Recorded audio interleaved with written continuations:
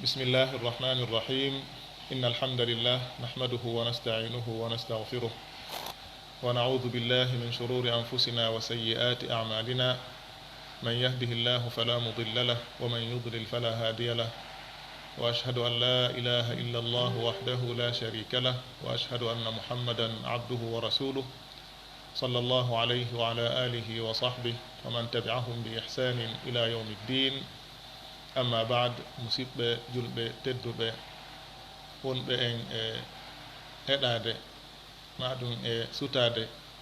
e fewndo oɗo saa'i e oɗo page Facebook lawol kisal on fof on salminama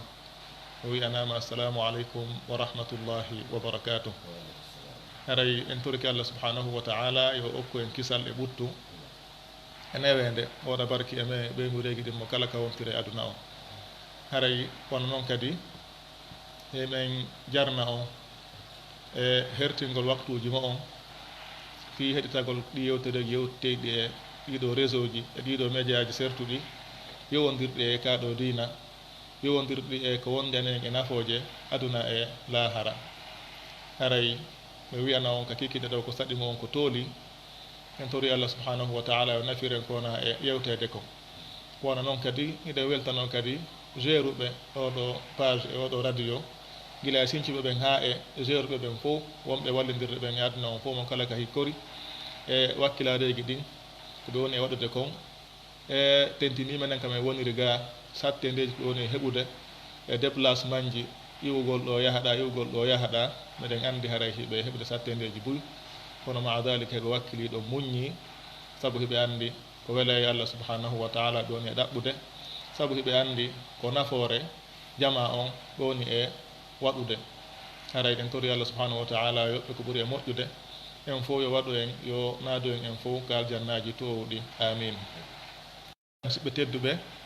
ko addi en fuɗɗade yewtere nden ma en fuɗɗora yewtere nden andintingol fi oɗo pandémie fewndiɗo no raɓɓiɗiri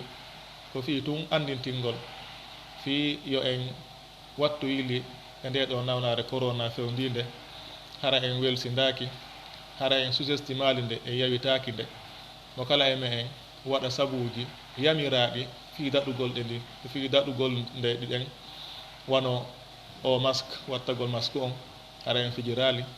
soɗagol sowndo o sowndo ndiyan e sabunde eau de javel hara en fijirali kono noon kadi woɗɗodirgol ngol espace ji ɗin hakkudeji me en e angal memidirgol ngol hara en fijiral ɗum ɗo fof fi yo en hisu wondude honɗum e fawgol e Allah subhanahu wa ta'ala toromo sabu kanko woni ko o wawi. ten wiyana fatoraɓen fof e nde ɗo nawnare e ko wona mayre yo allahu fatiɓen fof yo allahu yaafoɓe yo en tori Allah subhanahu wa ta'ala kadi nawnuɓe ɓen kadi yo allahu dikkinɓe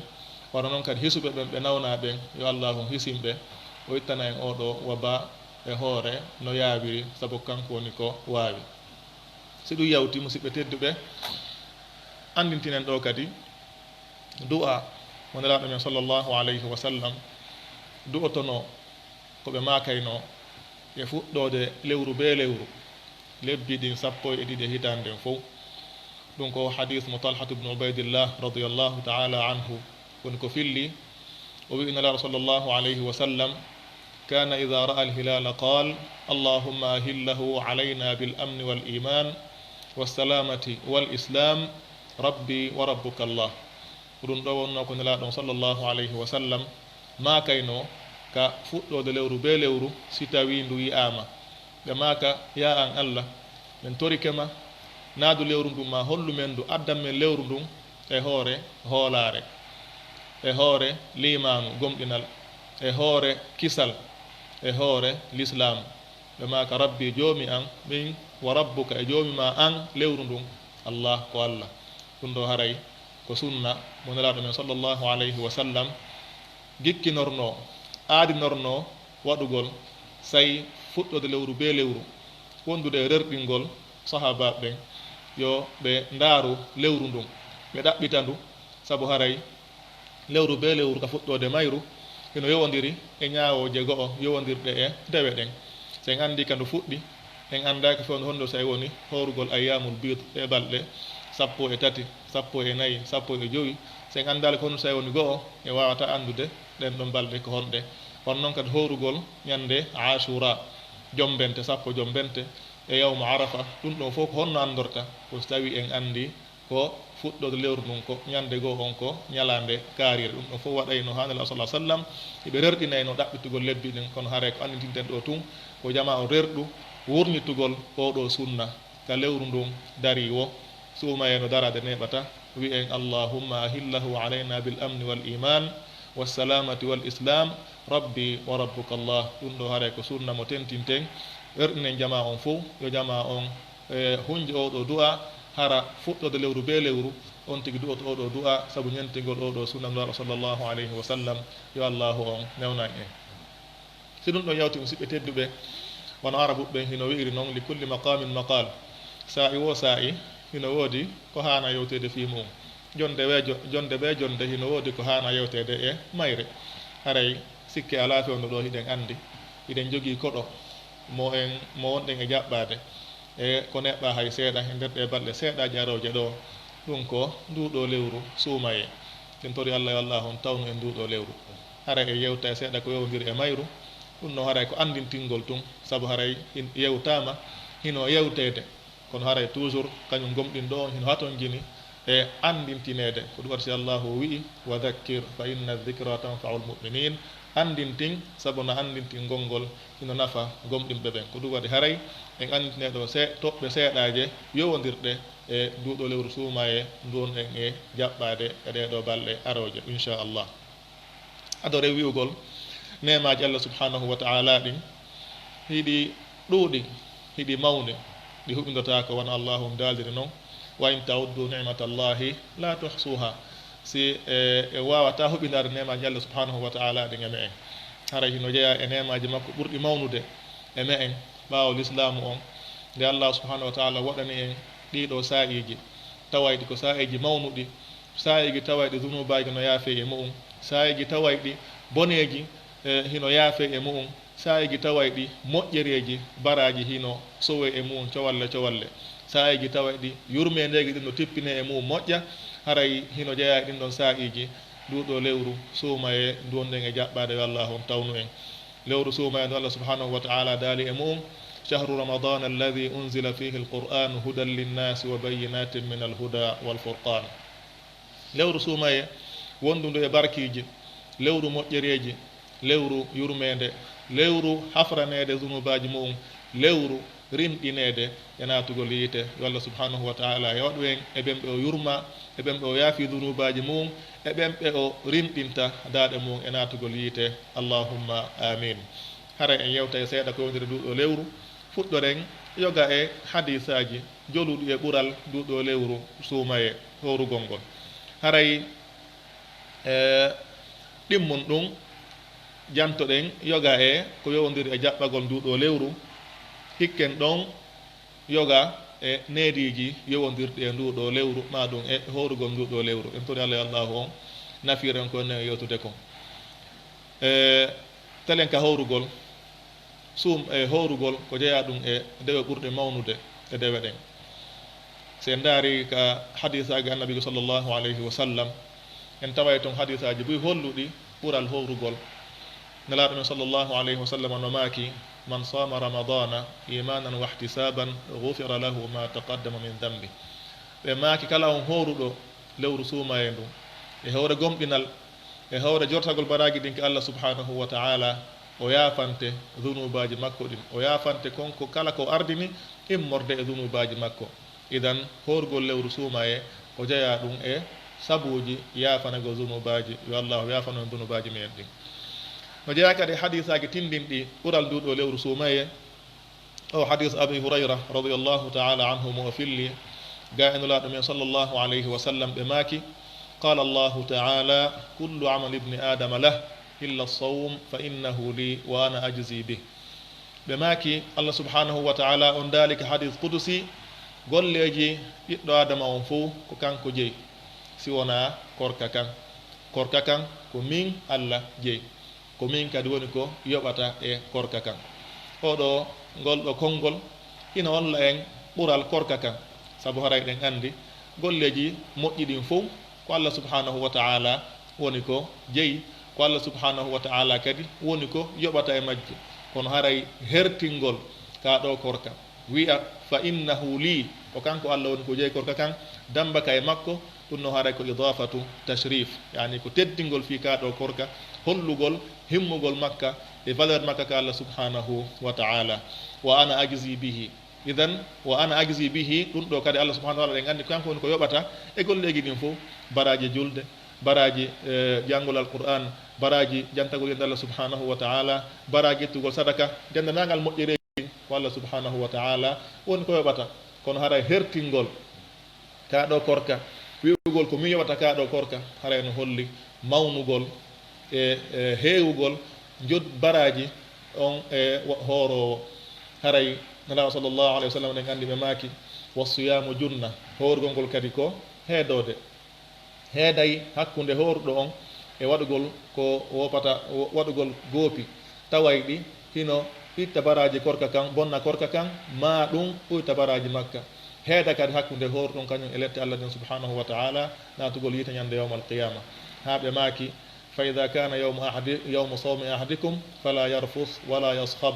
ɓe maaki so woni ñande goɗɗo e mon hoori wota on tigi wowlude ñande haalaji kanuɗi wota on tigi townu hito mum wota on tigi sonku so tawi goɗɗo faalama sonkitude e makko ma ɗum haɓidude e makko yo on tigi innu inni sa'im taw tewto on tigi kanko yo inni min dey miɗo hoori ɓe maaki hadith on tigi walladi nafsu muhammadin biyadih la khalufu fami sa'im atyabu inda allahi min rihil misk ɓe maaki ɓe wondiri Allah subhanahu wa ta'ala mo wonki maɓɓe woni e junngo mum barngol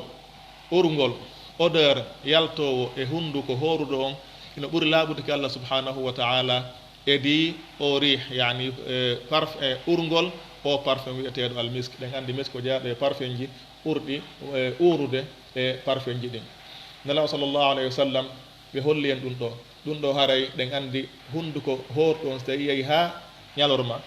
haray ko change odeur on yalto e hunnduko kon haray en fof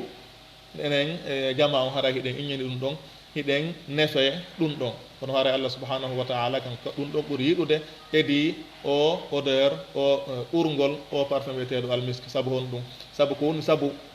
nden ɗon on ɗon odeur ko dewal Allah subhanahu wa ta'ala ko sabu ko o hoori kon nelaɓe sallllahu alayhi wa sallam ɓe maaki kadi lissa'im farhatani yafrahuhuma ida aftara fariha bi fitri wa ida laqiya rabbahu fariha bi sawmi ɓe maaki haray hooruɗo on hino mari welweloji ɗiɗi ɗi o weltoto si o huntike o weltoray sabu ko o hunti kon en fof si en hoori ñallal ngal ha ngal lanni futuro heewi ɓaawa on tigi nde heega on tigi ɗonɗa nde on tigi no hunto haray on tigi no weltori ko woni e huntade kon si tawi kadi on tigi fottoyo joomum mum ka Allah subhanahu wa ta'ala ñande yawma alqiyama on tigi welto sabu hon ɗum sabu ko on tigi horunno kon tottunongal ɗo dewal ka aduna ga yo Allah on okku en ɗeɗo welweloji ɗiɗi haray ari e riwaya muslim hadith on ari kadi riwaya muslim ka imam muslim Allah sa sallam ɓe maaki kullu amal ibni adama lahu yudaafu alhasanatu bi ashri amsaliha ila 700 ضعف قال الله تعالى إلا الصوم فإنه لي وأنا أجزي به يدع شهوته وطعامه من أجلي ɓe maaki golle ɓiɗɗo adama on fof kanko jeyi moƴƴere wotere nden nde sowete moƴƴereji 10 ha sowe kadi ha laabi 100 cowalle 100 Allah on daali si wona korka kan ɗon ko kanko Allah jeyi ko kanko Allah kadi woni ko yoɓata kan ɗon bimana korka kan baraji mum wona ko kontete ɗa ɓe maaki sowete laabi 10 ha laabi 100 korka kan Allah o wi ko min yoɓata ɗum ɗon bimana ɗum ɗon kontore ala hakke ko ɗuuɗi mi kontata mi yoɓay tun mi mawnina joddi mo on ndin sabu hon ɗum ari baya illa on ka hadith nelaɗo maaki Allah on ko wi kon hon ɗum yadau shahwatahu wa ta'amahu min ajli horuɗo on hino hakkita tuuyo mu on plaisir mu on belenduru mu on mo jogii sonnajo makko mo o faalete ɗum ɗon o hakkita sabu Allah subhanahu wa ta'ala ñaamete makko on njaram makko ɗan ɗum no fof o hakkita sabu hon ɗum sabu Allah subhanahu wa ta'ala korka hino jeeya e dewe ma kañum woni dewal tawaygal ko wiyete ko riya alata natta e mum sabu horuɗo o hara ɗum ɗon hino wondi e ihlas sabu on tigi no wawi horude si weddike kañum tun no wawi ñamude ha haara yar ha ɗon ɗita sino jogii sonnaji mum on ɗon ɓe yiida ha ɓe yonna ɓe yalta ka yaasi ɓe faamina hay ɓe hoori hara hay gooto anda kono nde tawno hay ɓe weddi ɓe waɗata ɗum ɗon sabu hon ɗum sabu hiɓe andi Allah subhanahu wa taala hino renti ɓe himo humpiti kala ko ɓe woni waɗude ɗum wona sabu ha ɓe haɗito ɗum ɗon hara ɓe waɗali sabu Allah subhanahu wa taala ko ɗum waɗi so ɓe mériti ndi joddi mawnundi jantandi e oɗo hadith yo allahu on okkore joddi ndin hadith tammo musidɓe tedduɓe nela sallllahu alayhi wa sallam ɓe maaki alsiyamu walqur'anu yashfa'ani lil abdi yawma alqiyama ɓe maaki korka kan e alqur'ana on hino tefana jiyaɗo ñande yawma alqiyama yaqulu alsiyam ay rabbi dahwa fashaffi'ni fih wa yaqulu alqur'an mana'tuhu an-nawma bil-layl fashaffi'ni fih qal fa yushaffa'an idan nelaɗo maaki korka kan tefanoya jeyaɗo ñande yawma alqiyama korka ka wi'a wayo jooma min de mi haɗuno oɗo ñaamete mi haɗi mo beele nduru makko e haray mi torike ma newnanammi tefanamo jaɓanami kadi tefore anden e makko alquran on kadi wiya hon ɗum ay jooma min kadi mi haɗunomo ɗanagol jemma mi torike ma accu mi tefanamo jaɓanami tefore anden e makko nelaɗo maaki Allah subhanahu wa ta'ala newnan alqur'ana on e korka kan ɓe tefana on ɗon jiyaɗo ñande yawmal qiyama se ndaari noon alqur'an ka suumaye ɗo en tawayi suumaye on horugol ngol e alqur'an on hino moɓodiri sabu haray shahru ramadan ko shahru siyami wal qiyam on tigi no horɗo ñalorma on si woni jemma on tigi wala kadi naafude ma ko ɓuri hewde e jemma on tigi jangga alqur'an janto inde Allah naafira oɗo alqur'an ɗum ɗo fara no tumbodiri e nduɗo lewru suumaye ndu wonde e jaɓɓade ko neeɓa haray sifa nduɗo lewru musidɓe tedduɓe marndu sifa ɗeɗo ɓuure fof hino haton jini hino mériti emo kala e men yo watta yila e nduɗo hittina e mayru hara on tigi waɗa ko ɗaɓɓa e mayru kon yo allahu on newnan en hara aran e toɓɓere ɗimmere nden ɗum ko jaɓɓagol nduɗo lewru ndu lewru ɗo nelaɗon sallllahu alayhi wa sallam har hiɓe weltinireno sahaba ɓen arugol ndu ɓe rerɗina ɓe e waɗugol golleji moƴƴi e mayru giba e farillaji ha e naafiloji e newe e noneji dewe ɗen nelaɗo sallllahu alayhi wa sallam ɓe ma kayno qad jaakum shahru ramadan shahrun mubarak kataba allahu alaykum siyama fihi tuftahu abwabu السماء وتغلق فيه أبواب الجحيم وتغل فيه مردة الشياطين لله فيه ليلة خير من 1000 شهر من حرم خيرها فقد حرم بماك قمدي أريم on lewru suumaye lewru barkinandu ndu Allah subhanahu wa ta'ala farli e mon horugol ndu ɗo lewru e nder mayru dambude kammu giɗi no uddite hino soke e mayru kadi dambude yiita jahannama ngen wono noon kadi cheytaneji ɗin hino haɓɓe e nduɗo lewru arɗi wawata yottade e jiyaɓe ɓen haaɗi sowwon sina ɓe haa ɓe wofa Allah nelaɗo maaki Allah subhanahu wa ta'ala hino mari e oɗo jemma e oɗo suumaye nduɗo lewru jemma gooto tawɗo hino ɓuri moƴƴude e di jemmaji wulure ɗum ko laylatul qadre ɓe nelaɗo maaki kala on fannaɗo moƴƴere on ɗon jemma haray ko on ɗo woni fannaɗo yo allahu on dandu en haray ko ɗum waɗi e se ndaari moƴƴuɓe ɓaawɗo gere sahaba ɓen ha e tabi'ina en hari ɓe weltorayno ɓe wewla argol nduɗo lewru ɓe hettina e mayru hara nduɗo lewru musidɓe tedduɓe ino jeeya e ko ndu jaɓɓorte aranum ɗum du'agol toro Allah subhanahu wa ta'ala yo allahu on tawnu ɗum nduɗo lewru hara hino no e cellal hino e aafiya ha on tigi heɓa softede e wakkilo rewa Allah subhanahu wa ta'ala waɗa golleji dewe moƴƴereji ɗaɓɓaɗi e nduɗo lewru ɗum waɗi hari karamakoɓe ma moƴƴuɓe ɓe ɓaawɗo as-salafu salih rahimahumullahu ta'ala ɓe torotono Allah subhanahu wa ta'ala yo Allah on tawnuɓe suumaye on ɓe toromo kadi kanko Allah subhanahu wa ta'ala yo Allah on jaɓanɓe suumaye on si o feƴƴi Mu'alla ibn al-Fadl rahimahullahu ta'ala o wi'i kanu yad'una Allah 6 ashhur an yuballighahum ramadan thumma yad'unahu 6 ashhur an yataqabbalahu minhu o wi hari ɓe torotono Allah subhanahu wa ta'ala lebbi jeego yo allahu on tawnuɓe lewru suumaye ndu si ɓe hoori ndu ɓe gayno ɓe toro Allah subhanahu wa ta'ala lebbi jeego heddiɗɗin kadi yo Allah subhanahu wa ta'ala jaɓanɓe nduɗo koɓe hoori e koɓe golli e ndu lewru suumaye on kadi musidɓe tedduɓe hino jaɓɓore honɗum hamdinagol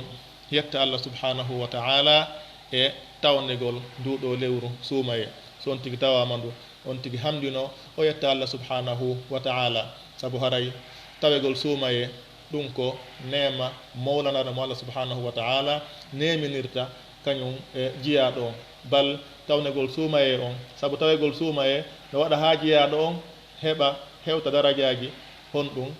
wonɓe ma ado wonɓe shahindinaɓe ɓe si en daari o hadith mo Talhatu ibn Ubaydillah radiyallahu anhu filli wonde mañande go worɓe ɗiɗo arno ko nulaɗo sallllahu alayhi wa sallam ɓe silmi sa ɓe naati islam sa e goto tawi oya on hino anda no ɓuuri oya tinnade telen ka diina tinninoɗo on kadi yahi waɗoy gaswa o waɗoy jihad ha o wara e jihad on o shahindina imma makko on jasnoɗomo tinnade on ɗon wuuriti hitande o tawa suumaye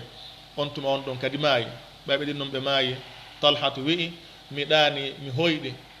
wondema miɗo ka dammugal aljanna goɗɗo yalti ka aljanna o ari o newnani maayuɗo sakkitiɗo mayde on jasunoɗo rewde Allah subhanahu wa ta'ala on ɗon o newnani on noon on ɗon naati taho o yahi o naadi on ɗon taho on tuma o yalti kadi o newnan noon ɗimmo on adinoɗo fatade on shahidinanoɗo ɓurnoɗo wakkilade on ɗon kadi naati on tuma o yalta o inni min on yahu an yilto sabu sa'i ma on hewtali taho ɓay Talhatu weeti o fillani jama ngol ɗo koyɗol makko mo wolani wohi no hawade no hawni ha ɗum yetti nulaɗo sallllahu alayhi wa sallam nelaɗo yeeta ngol ɗo koyɗol ɓe landi sahaba ɓen min ayi dalika tajabun ko honɗum woni ko hawni e oɗo qissa sahaba ɓe wi ya rasulallah hada kana ashadda arrajulaini ijtihadan summa stushhid wa dakhala hada al akharu aljannata qablahu idan ɓe wi oɗa ko kanko ɓurno tinnade ɗimo makko on ka dewal kan kadi ko e jihadi woni ko shahindina o maayi kono noon jasnoɗo tinnade on maayiɗo sakkitiɗo mayde on ko on ɗon attinadde aljanna ko ɗum waɗi so tawi ɗum ɗon haray hino hawni men ko ya ɓurno tinnademo ka dewal wakkilade o yani kadi shahid e jihad oɗa kan wuuriti ɓaawa makko hitande on ɗon kadi maayi kono ko wuurɗo ɓaawa makko hitande on ko on ɗon aɗinadde aljanna ko ɗum ɗon haray waɗi si sahaba ɓen tawi ɗum ɗon hino hawni ɓe nelaɗo sallllahu alayhi wa sallam landiɓe e ɗimmo on sakkitiɗo mayɗe on na o wonno o wuurtino ɓaawo oya hitande nde ɓaawo oya maayi sahaba ɓe wi bala nelaɗo maaki o tawa suumaye o hoori e suumaye o naafi o waɗi golleji moƴƴi e mu'um o naafi ɗum naafilaji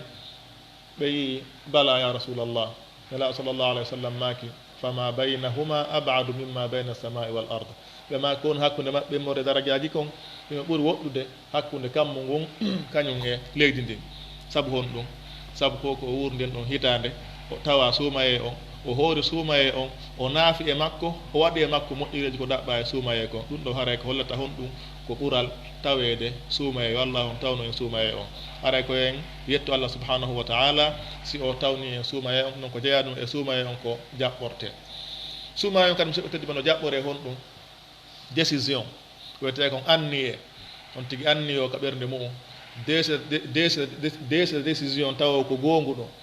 wondema suumaye on si ari inchallahu taala mi hollay Allah wondema komi soobejo mi wakkiloto mi waɗa golleji moƴƴi ko ɗaɓɓa e suumaye on kon hara koye hoore gonga e hoore ka ɓernde makko o décide ɗum ɗon on décision ɗon sabu Allah subhanahu wa ta'ala si ndaari tawi anniye on no moƴƴi on tigi hino goongi e ko anniyi kon Allah subhanahu wa ta'ala o newna on tigi e laawi moƴƴereji ɗin o newnnamo kadi o wallitomo e ko anniyino waɗugol kon haray koyen anniyo laɓɓinen anniyeji ɗin déciden ka ɓerɗe me en wondema suuma on ari haray biidnillahi taala en waɗay ko Allah subhanahu wa taala yamiri en kon e nduɗo lewru haray raɓɓinɗinaki ɗum noon haray no jeeya e sabbuji waɗeɗe ha Allah subhanahu wa taala walla en e newnana en fiyo en waawu waɗude ko anni den ko e nduɗo lewru suumaye yo Allah on newnan en suumaye kan no jaɓɓore musidɓe tedduɓe ɗo wiyete kon programme agol lewru ndu sino arde won programme ko honno nafitorta nduɗo lewru ɗo e ndu arde haray se ndaari suumaye on ɗeɗo balɗe ni haray o naati neɓata yontere neɓata balɗe sappo neɓata hara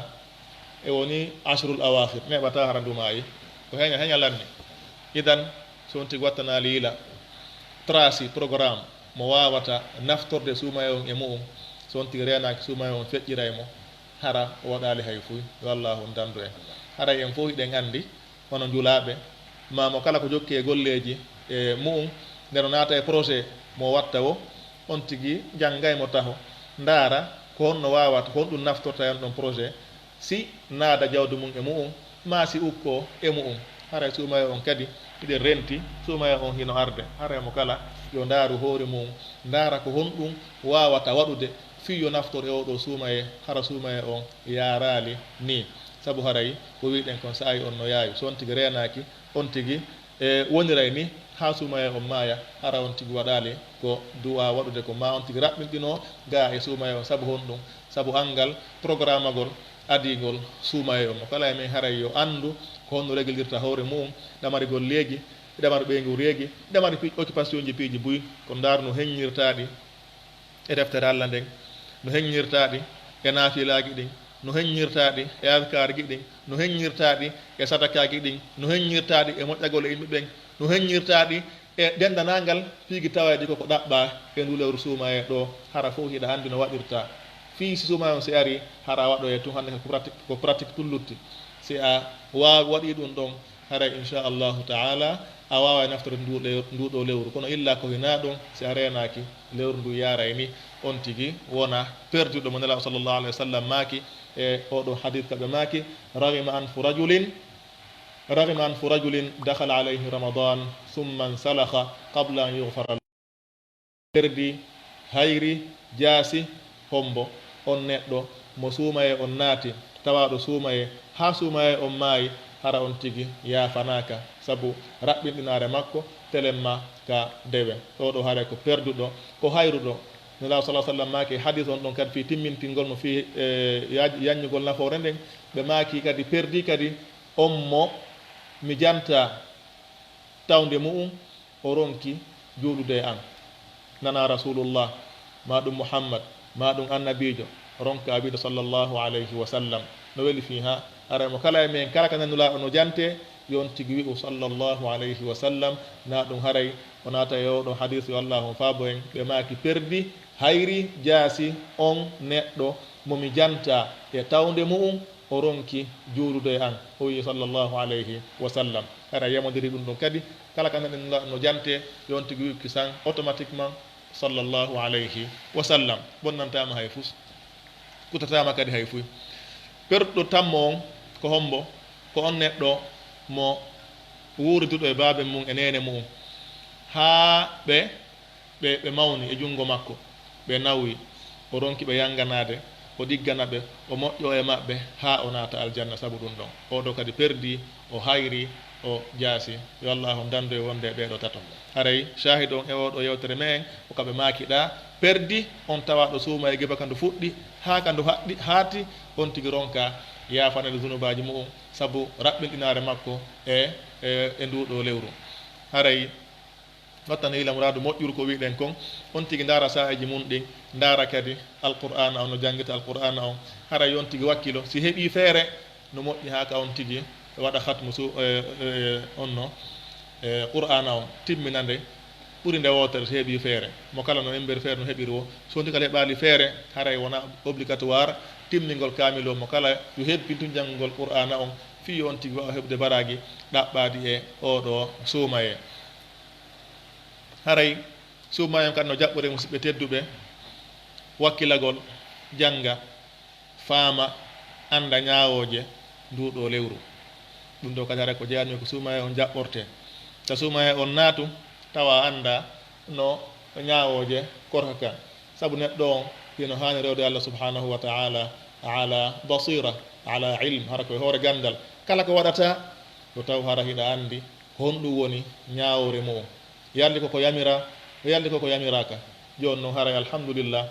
hay gooto e me en e oɗo saa'i fewdo hannde wawata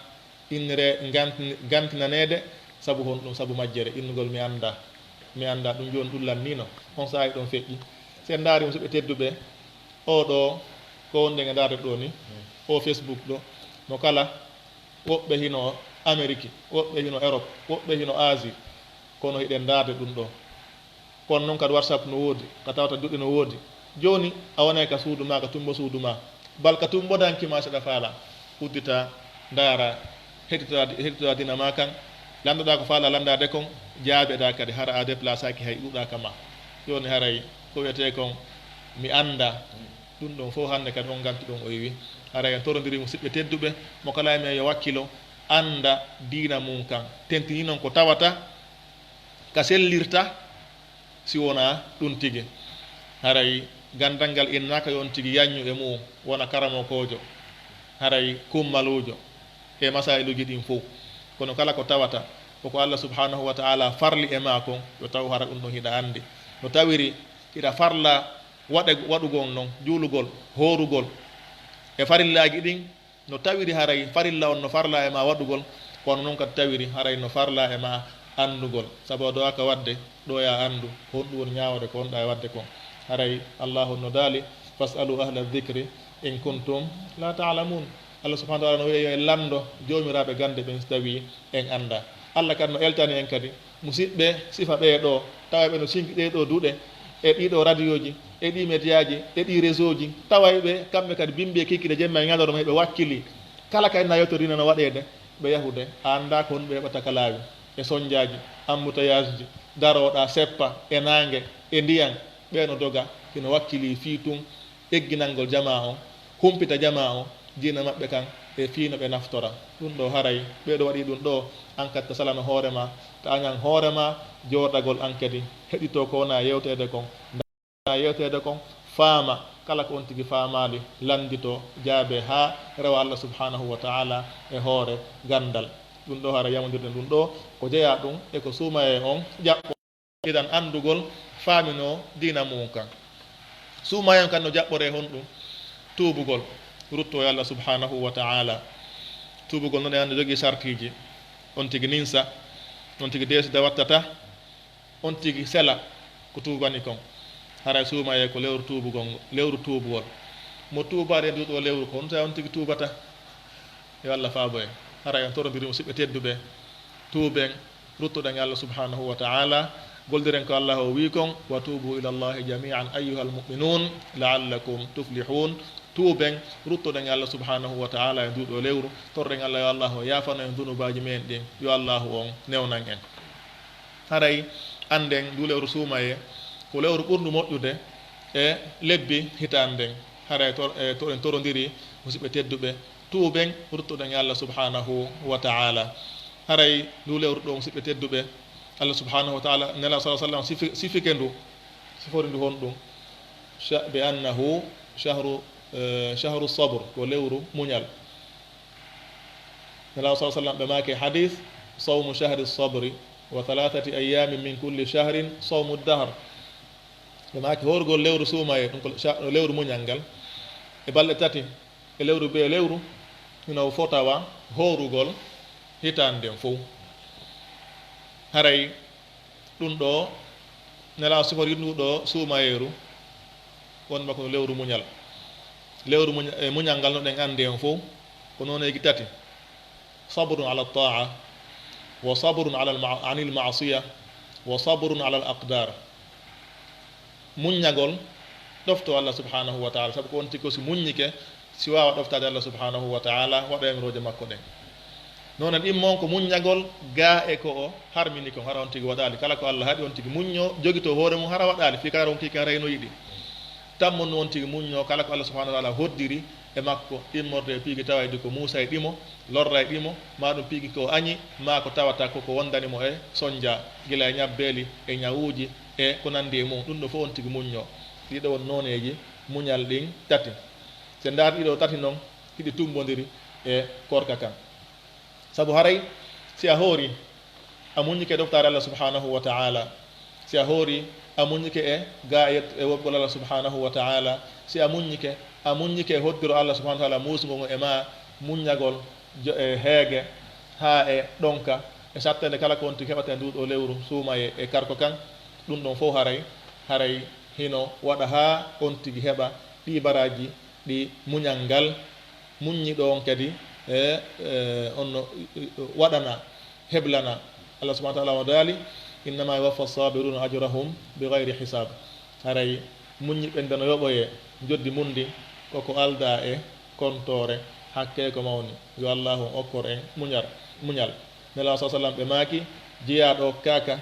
hunde dokkal ɓurgal yaajude ɓurgal mawnude ɓurgal moƴƴude ha hewti honɗum muñal yo allah okkor en muñal idan lewru suumaye ko lewru muñal haray koye muñño ruttoɗen Allah subhanahu wa ta'ala heyɗintinen gurdam men ɗan heyɗintinen piiji men ɗin fof heyɗintinen udditen kam safha page tawɗo ko danejo wondude Allah subhanahu wa ta'ala tuuba rutto e makko ɗoftomo yamiroje ɗen wondude nura sallllahu alayhi wa sallam ɗoftomo e kala ko o yamiri woɗɗito e kala ko o haɗi wondude e ɓadiɓe men ɓe gila e mawɓe nene e baba ha e enɗam men ɗan ha e ɓeygureji ɗin ɓeygu ma e fayɓe ɓen ɓeɗo fof on tigi wona heɗintina honɗum wona ɗigganɗo ɓe wona waɗanoɓe ko moƴƴi kono noon kadi wondude e société mo wonɗa e mum o gila e kawte ha e jaatigiɓe andidiraɓe huwodiraɓe ɓeɗo fof on tigi wonda e maɓɓe wondigal moƴƴal ha on tigi wona jiyaɗo tawowo ko moƴƴuɗo tawowo ko o nafowo hara so on tigi o wirnike o hattete kono so tawi a woni présence ma e angal présence ma to haray hay goto andata haray dartu hoore ma idan on tigi wonu e jama yo taw hara so on tigi yahi ɓe hattotomo so on tigi maayi ɓe wullaymo ɗum no wayi wawi wonde wo so on tigi woni nafowo e jama mum on nela sa sallam ɓe gandi ɓe maaki hayru nnasi anfa'uhum linnas ko ɓuuri moƴƴude yimɓe ɓen ko ɓuuro nafude yimɓe wo ɓe maaki hadith ko ɓuura yiɗede yimɓe ko Allah subhanahu wa ta'ala ko ɓuraɗo ɓe nafude wo hara wattane ilamrade moƴƴude nduɗo lewru jaɓɓoɗen koko wiɗen ɗo tinnoɗen e waɗugol golleji moƴƴi e nduɗo lewru yo allahu on newnan en haray toɓɓere tammere nde sakkitoro nden inchallahu taala ko jantagol yoga e neediji horugol ngol saabu haray koko janta aranum to immorde e ɓural korka kan e baraji ko ɗum ɗo wondi e moƴƴereji ko ɗum ɗo wondi heɓi ɗum ɗo wo on neɗɗo tawɗo o neɗitori needi suumaye neediji horugol ngol haray wona accugol tu ñamgol accugol yara o ito sonna mum haray hannde ka ɗon tigi woni horuɗo korka ɗaɓɓaka kan bal haray korka ɗaɓɓaka kan be on tigi neɗitora needi kan ɗon korka haray e jantoto e mum neediji tati tawa de ko lutti kon fof hino naata e nder ɗum ɗon needi araniri ndi musidɓe tedduɓe ko honɗum ko renugol farillaji ɗi Allah subhanahu wa ta'ala farli e dow men ɗin ɗum ɗo woni taho ko adeto ɗen renude adeto ɗen wakkilade e mu'um ɗum ɗon hara en weltindaki e mu'um Allah subhanahu wa ta'ala on daali ka hadithul qudusi وما تقرب إلي عبدي بشيء أحب إلي مما افترضت عليه الله دال يودو حديث القدسي جيا مكو بدراليمو ما بدرتامو هاي فوس ko ɓuri yiɗude ko ɓuri faalede ko ɓuranimo ha hewti kon ko farli e dow jeyaɗo makko on itan farillaji ɗin ko ɗin Allah subhanahu wa ta'ala ɓuri yiɗude yo en ɓadormo hara ko ɗum ɗo woni taw premier ko wasondirten kon needi araniri ndin farillaji ɗin koye watta yila e majji e saaji ɗin fof kon tendika ka lewru suumaye ɗo ka tawata so wattani yila woɓɓe goo ka farillaji tawa heno yeebude ɗi hara no wakkili e naafiloji ɗin so yetti misal ka julde e mar julɗel ɗen joyi ko ɗe woni farillaji ɗin tigi tawa ɗo woni ko lantoɗen ɗin lantoɗen kon nde ɗo julde ko kaari kadi woni ko adete ndaaroyede e golleji men ɗi ñande yawmal qiyama si nde moƴƴi hara e golleji ɗin moƴƴi si nde boni hara kadi golleji ɗin fof boni yo allahu on dandu en haray nde ɗo julde ko farilla on woni ko faanda e mu'um haray farilla on ko oɗo wattanta yila e mu'um moƴƴa ndaren ka suuma e ɗo tawa woɓɓe no ɗano fana hara no ɗani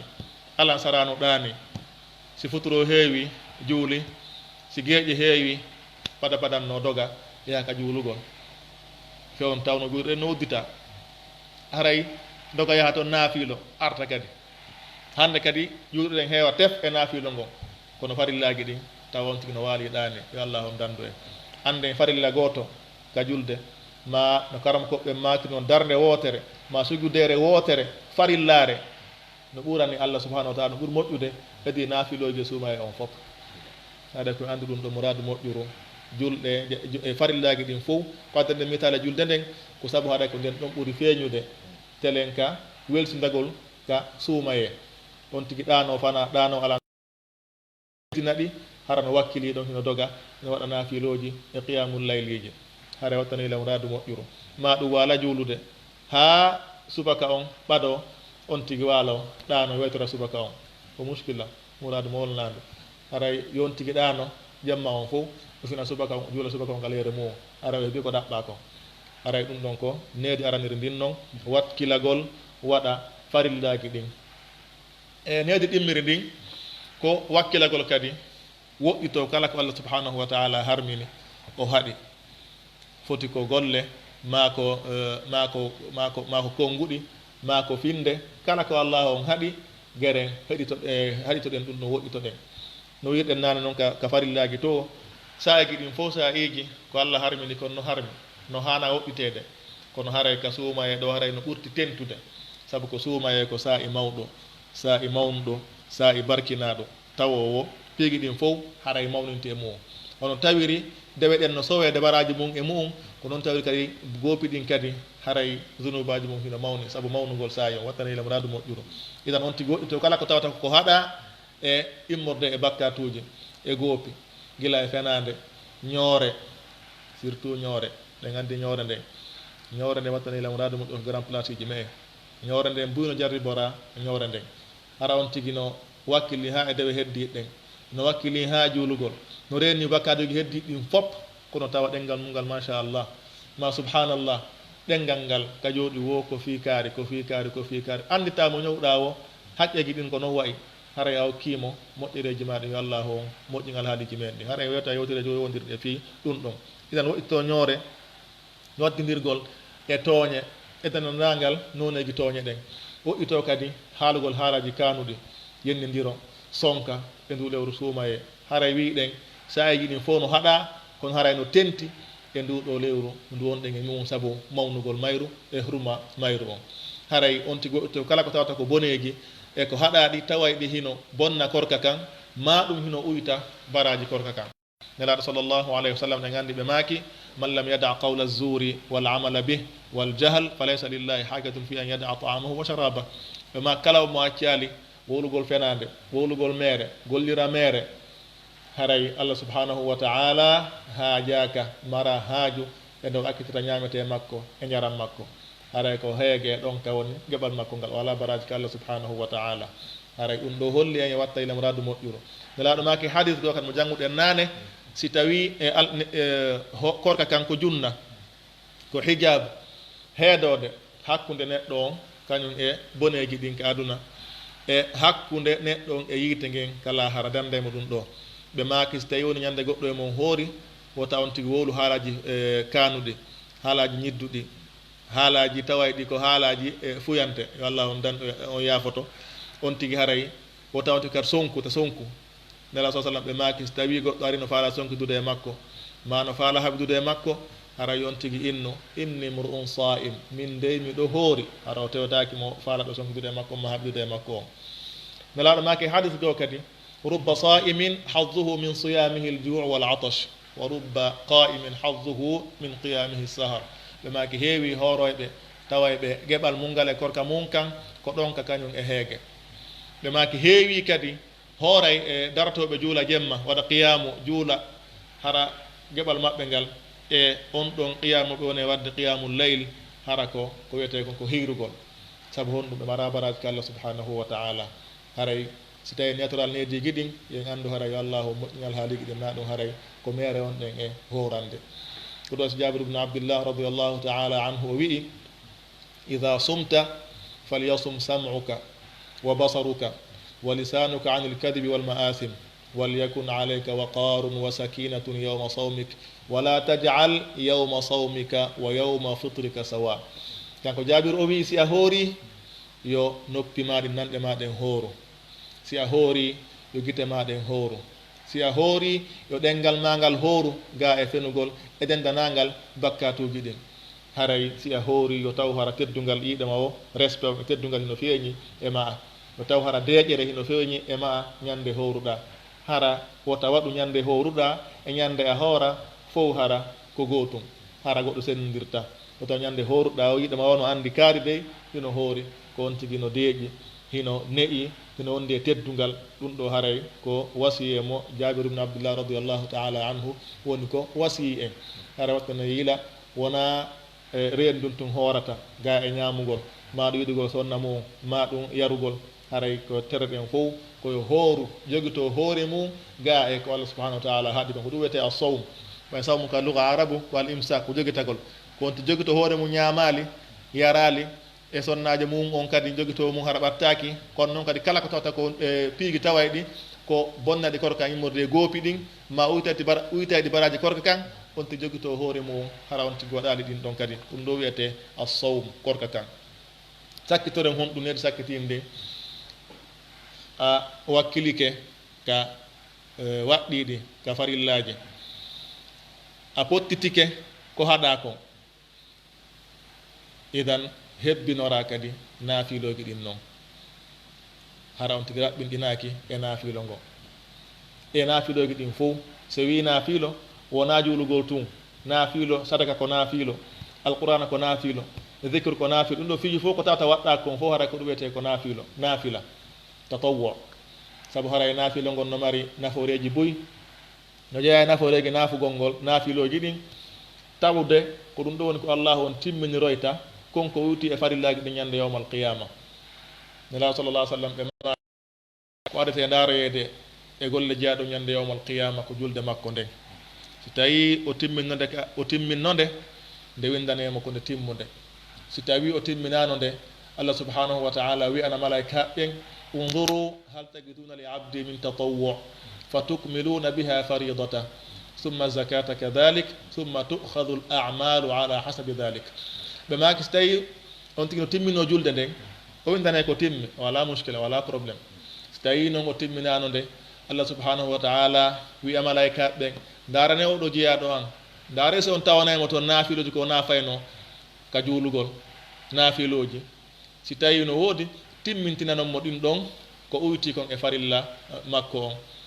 o andi so tawi mo woduno ɗum ɗon timmay o yaha so tawi noon alano wala iyadu billah yolde nde wonay ɗon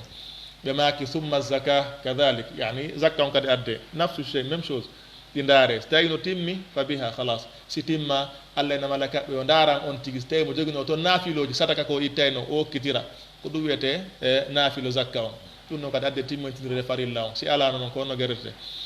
wono noon kadi ɓe maaki summa tukhadu l amalu ala hasabi dhalik yani golleji ɗin fof ndaarire non farilla on ndaare sino timmi alhamdulillah si timma ndaare si naafilo no woodi si naafiloji ɗin no woodi adde timminire ɗum ɗon si ala noon haray ɗum ɗon holle e wakkilo moƴƴa muradu moƴƴuru telen ko yewdir e naafiloji ɗin no jeeya kadi e faida na ɗum naforeji naafiloji ɗin wona sabu ha Allah subhanahu wa ta'ala yiɗa jiyaɗo o haray noon giggol Allah ko ɗum woni en fof ko ɗum Allahu yiɗu en yo Allah artiki en yiɗugol mo artika en giggol makko kanko Allah subhanahu wa ta'ala sabu mo Allahu yiɗi o haray on tigi malama yo Allahu yiɗu en jon noon haray Allah subhanahu wa ta'ala hino dalika hadith qudusi ɗo wa ma yazalu abdi yataqarrabu ilayya bin nawafili hatta uhibba fa idha ahbabtuhu كنت سمعه الذي يسمع به وبصره الذي يبصر به ويده التي يبطش بها ورجله التي يمشي بها وإن سألني لأعطينه ولئن استعاذني لأعيذنه حديث قدسي الله اندال جيادا on serata ina battoranmi naafiloji ha mi yiɗamo si mi yiɗimo mi wonay noppi makko ɗe o nanirta ɗen, nanɗe makko ɗe o nanirta ɗen, mi wona kadi gite makko ɗe o yirata ɗen, mi wona kadi junngo makko ngo o ñangirta ngon, mi wona kadi koyngal makko ngal o seppirta ngal, mi wona kadi si tawi kan o tori kelan pellet la utiyanna mi hokkorama ko torini kon. Si tawi kadi o inni yomi dandumo goɗɗum o mooli kelan goɗɗum, ɗum kadi haray mi dandama ko faala mi dandumo kon. ɗum ɗo ko honɗum woni honɗum ɗo nafi, honɗum ɗo wi sabu mu'um ko sabu naafiloji ɗin. si Allah yiɗi on tigi ko ɗum woni wi'ugol ɗo kuntu sam'ahu, haray ko woni a darata a heɗotako sona ko Allah o yiɗi, a darata sona ko Allah o yiɗi, a gattata sona ko Allah o yiɗi, a yata sona ko Allah o yiɗi. ɗum ɗo wiyete haray kuntu sam'ahu wa kuntu basaruhu wa kuntu yadahu, bi mana haray si Allah yiɗi on tigi kala ko on tigi waɗata koko Allah subhanahu wa ta'ala yiɗi kon yarli yamiri ko ɗum woni ko on tigi waɗata. tori Allah ya Allah on yiɗi en no wiruɗen noon. haray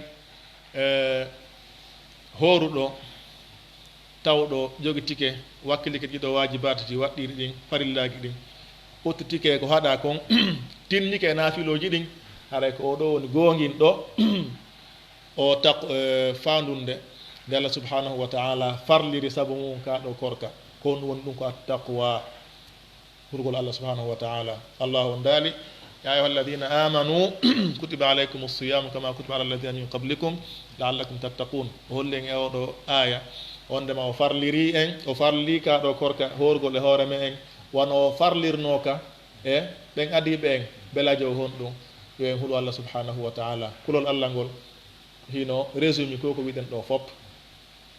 en tori Allah on arti ko en hulugol mo. haray ɓeyten ɗon tun fi ko yowdiri e oɗo pandémie julirɗe hino soka, naafiloji no gata fuɗɗen suuma e hara naafiloji ala ka julirɗe. ɗum ɗo haray no ɓurta kadi aninde julɗo o, no ɓurta ka wadde e makko o wiyete kon on tigi haray no stress ino suni moƴƴa. kono haray anden kala ko Allah on waɗi haray hino moƴƴani julɗo on. kala ka situation mo julɗo on fewndi Allah hino waɗanma ɗon ko waɗata ta wonante moƴƴere moƴƴerala nden hino heewi, hino mawni e hoore me en. ko haɗi hen ka juulirɗe ko sabu ngantu ka en faala kitude, haray ko ngantu haɗi hen. weltodiren jama oɗo hadis nala sa sallam maki e mu'um ida marida al abdu aw safara kutiba lahu ma kana ya'malu sahihan muqiman. mak si jeeya ɗon nawni ma o setike haray mo setayagal o windante konko o baraji konko o gollayno fewdo o wonno selluɗo, fewdo o wonno ñiiɓuɗo. ɗe gandi so on tigi no ñiiɓi fana ko darɗe nayyi, alansara ko nayyi. si on tigi no e safari no newnanayi on tigi raɓɓinɗi fana on ɗiɗi, alansara ɗiɗi, geƴe ɗiɗi. so on tigi no nawnno kadi haray on tigi no yamira yo on tigi juulirno on tigi wawiri o. kono so on tigi waɗi ɗum ɗon ma wondude on tigi no yanana ɗum ɗon, Allah subhanahu wa ta'ala windanayi mo baraji darɗe nayyi,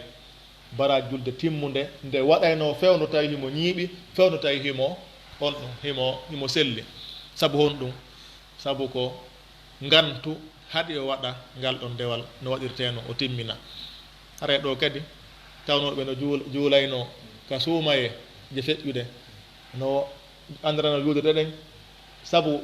Allah no anndi ko haɗi yahen juulugol toon ko sabu ngantu. haray on ɗon ngantu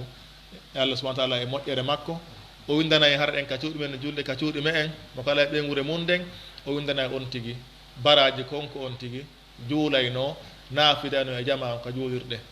ɗum ɗo haɗa ko moƴƴere Allah subhanahu wa ta'ala. haray dewten ɗon kadi jama o reenu ɗenɗe mum ɗen décision ƴettaɗo o no wodi critique ɓe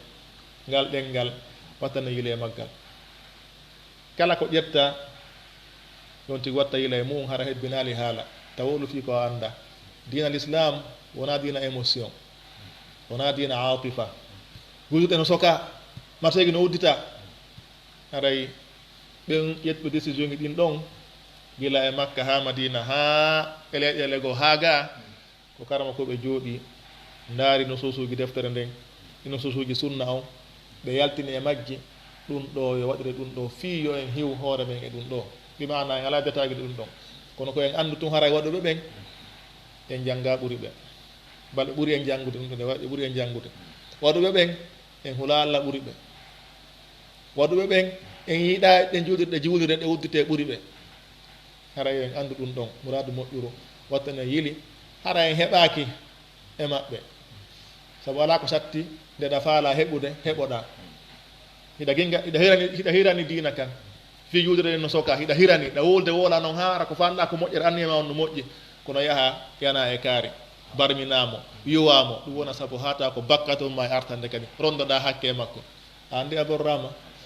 yo allah on dandu en konngol gotol no wona sabu ha on tigi male ngol o wattanta ila few gotol kadi wona sabu ha on tigi malkise ngol o wattanta ila few haray renen ɗen ɗe men ɗen kala ko falɗen landade e dina kan ko en anda landoɗen ha faame no wala taqfu ma laysa laka bihi ilm o tawan tigi wowlu fiitumno faala wolde o tawan tigi wowliri fi émotion kala ko wolta fi dina kan o taw hara heɗa jogii qala allahu ma ɗum qala rasulullah sallallah alih w sallam ɗa mari ka tippuɗa ko allahu on daali ma ko nura sallallah alayhi wa sallam on maaki ɗum ɗo wiyete dina kan haray en sakkitoray andingol nduɗo lewru yo en ɓurtu wakkilade e mayru hara en yeebaali waktuuji mayru on sabu haray yeebugol waktuuji mayru on no jeeya e borreede walla dandu en borreede haray torren allah subhanahu wa taala yo newna en waɗgol moƴƴireji ko yamira e makko mayru kon haray lewru ndun e ɓadaade en annda ko mbo allah tawnata si allah kadi tawni en annda ko hawnto tawete ɗen en annda suuma ya rowa so en tawete ɗe wonduno e buy rowani siɓɓe yiɓɓe anndindiraaɓe huwondiraaɓe ɓen ɗon ɓe wonino a ɗaburuuji enen kadi en annda ko on so yahiten toon hay gooto emen annda haray wattane wilemraadu moƴƴure ɓe wi'i waɗen profite en waɗen kawowɗen ɗon kurasnilaaɗo maaki yon tigi yaw hajja heña sabu on ay gooto emen annda ko honɗum hewtto ɗum sen ndaariɗo en taway buy hari ko makka horroyta waɗa umra waɗa piiji pajure ɗum ɗo fof dartike e ngal ɓeɗo fof baraji koɓe waɗa ko baraji koɓe jogi koɓe waɗayno on tuma kon ɓe windante baraji timmuɗi tis harayɓe konakir ɗo mama ka on tigi wontiri o ɗum wiyeten jannguɗe on hadis ɗum jannguɗen naane haray koyen watta ila muradu moƴƴuru wakkilo ɗen ɓeɗo ko on tigi wawi kon ɓeɗo ko on tigi wuuri kon on tigi wakkilo golla golle ko moƴƴi hara on tigi raɓɓiɗinaki hiɗen selli fewnu ɗo en anda ko honɗum sayi tawata on tigi sella en anda ko on sayi on tigi mayata en anda hay fuy yeeso on fus en anda toon haray koyen ɓutu wattande gila muradu moƴƴuru anden wondema si allah nomirima cellal ko ya profite e ngal ɗon cellal waɗa ko o yamirma kon pertawata ko haɗuma kon waɗa ko tawata koko wondanma e nafoore aduna e lahara haray nde nawnare ɗo nde holli en piiji buy no jeeya e majji mawnugol allah subhanahu wa taala technologie ko marɗen fewndo ɗo e oɗo saa'i e puissance ko joga ɗum ɗo fop tawa kum virus um tawa ko yirota ko yitere wotere yirota ko yitere kum ara sonja yimɓe paralysa aduna windin fof nde wotere ɗum ɗo waɗay ko lawol marra fi tarih ko premier fois wone wadde dans l'histoire hara aduna on fof épidémie no wowi waɗude e nokku kaarijo nokkeli kaariji ɓen ɗon ɓe faabe kono aduna on fop nde wotere ɗum ɗo haray ko wonan en mujiza yo wonan en kan ibra wa ida yo wonan en tasakuye ande wondema haa ka oɗen hewtoyde wo gandal men ngal no fanɗi o ma utitu min al ilmi illa qalila haray allah kanko woni waawuɗo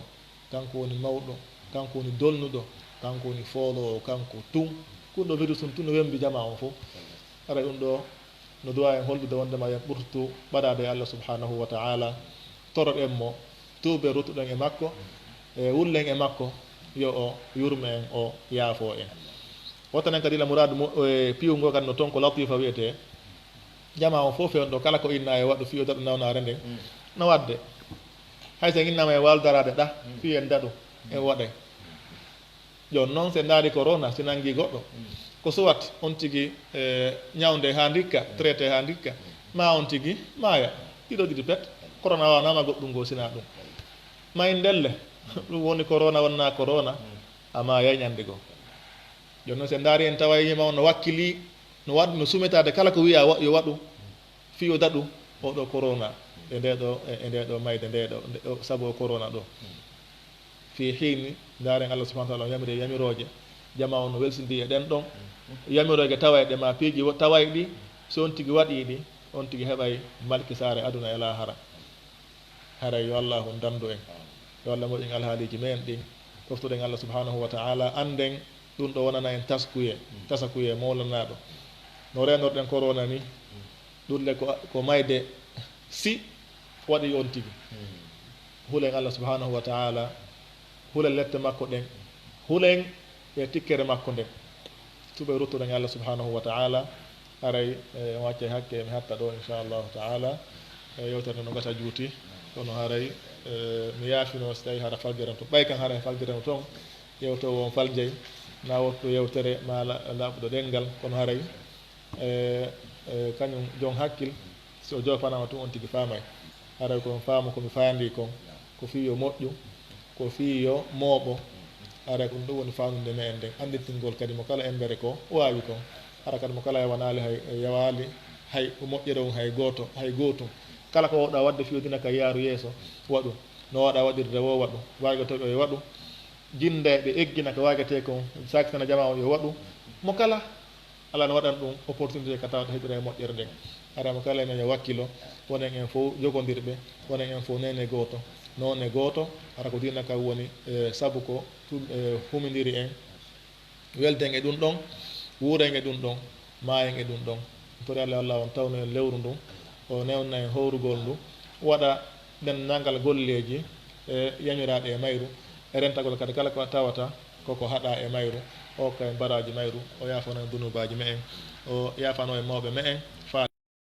koynda en kadi e woodaɓe ɓen e hoore ko wiide o yarli ara en wacce hakke mi ɓurta kadi jarnude heɗitiɓe ɓen fewdo ɗo ma wonɓe darde ɓen fewdo ɗo waktu on juuti kono yiɓe jooɗi ɓe ndarude yiɓe nafitorde haray kala ko ɗon toon falti mi tori yaafuye yewto o kan faljey tun kono haray almusamihu karim kama yuqal haray hiɗon jarna do weltana hiɗon miɗen wewliri on saraha haray karama koɓɓen fof hino mantori on hino weltani on haray kawnirɗe wo haray mo kala e men yo du'o ko du'a woni silahul mu'min en fof du'o ɗen to ɗen Allah moƴƴere aduna e lahara yo Allah on newnan en wa sallallahu ala nabiyyina muhammadin wa ala alihi wa sahbihi ajma'in wassalamu aleykum wa rahmatullahi wa barakatuh.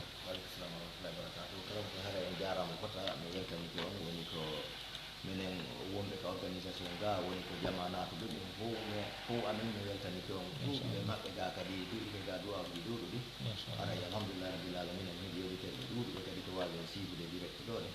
e ɗen tori allah kadi eɓe ɓeydu kadi e jogitagol ummako moɗon ɗo ɗe wonko tawi kon minen gandal amen no raɓɓiɗi ha kam min sendidira faljere moɗon e ko wona faljere moɗon kono fo mum mahako ngumen hawri ɗo ngun e komin hawre karamokoɓe ɗimmoɓe moɗon ɓen fof muɗum ko sawaba timmi yiide mum ɗummeɗen tori allah kadi yo allahu yewiro ɗon ɗo mbarjari makko ndin ka aljanna firdaus haray kadi wono musidɗo meɗen goto no addi ɗo landal mo wiye alpha ba sengo kadi woni to kamɓe o duuliɓe ɗen laamu ngu wono ha ka meɗen gaaden no tonni duurgol tumaje ɗen duuliɓe ɗen no soka kono no woodi hanmo kanko ka woniri to wonɓe ombitade ka juulirdaji ɓe juula juma o wo joni noon kanko o yi ɗum ɗon himo landi si tawi hawri himo wawi tawtude ɓen ɗon